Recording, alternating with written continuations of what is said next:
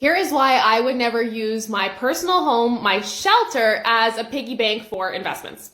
And I'm not saying that this isn't a common strategy that a lot of people use. What I'm saying is I wouldn't personally do that. Because while making money is important, so is preserving that money, not over leveraging myself, meaning taking on too much debt, and not putting myself in a situation where my family could lose the home they live in.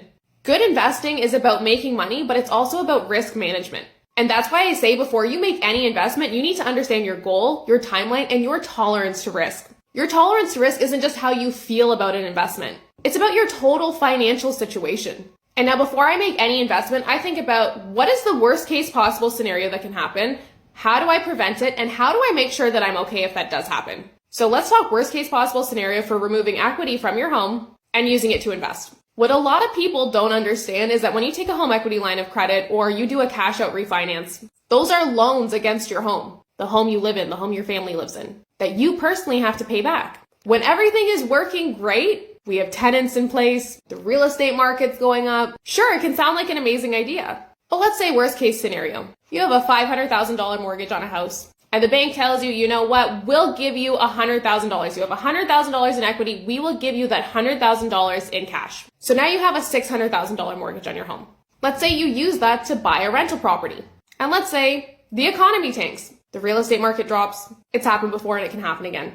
You can't get a tenant in your property. Now you personally, your job, the hours that you are working for, you are paying that mortgage, the loan, and the mortgage on the other property. How long can you do that for? Imagine you lose your job. It's not out of the realm of possibilities. And now you have leveraged yourself to the point where even if you sell those properties, you won't make enough money back to repay all of those loans.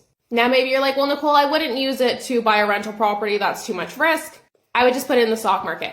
Okay, cool. That's called the Smith maneuver. And most experts say you need at least a 25-year time frame from the time you take the money to when you need the money to ensure your success and that you don't lose money and you don't lose your house. So ask yourself, do you have a 25-year time frame from now to when you would ever want to sell your house? There's always going to be ways to make more money. But risk management is like one of the most important things you can do when you invest. And using leverage can be a way to supercharge your investments, but it can also be a way to supercharge your losses. And a huge problem I see with cash out refinance and home equity line of credits is that when most people take them, they don't use it to invest. They use it to buy shit. So now you're paying back a loan on your house for a bunch of shit that you didn't need. And you are putting your shelter at risk. It's not worth it to me. There are so many other ways to make money.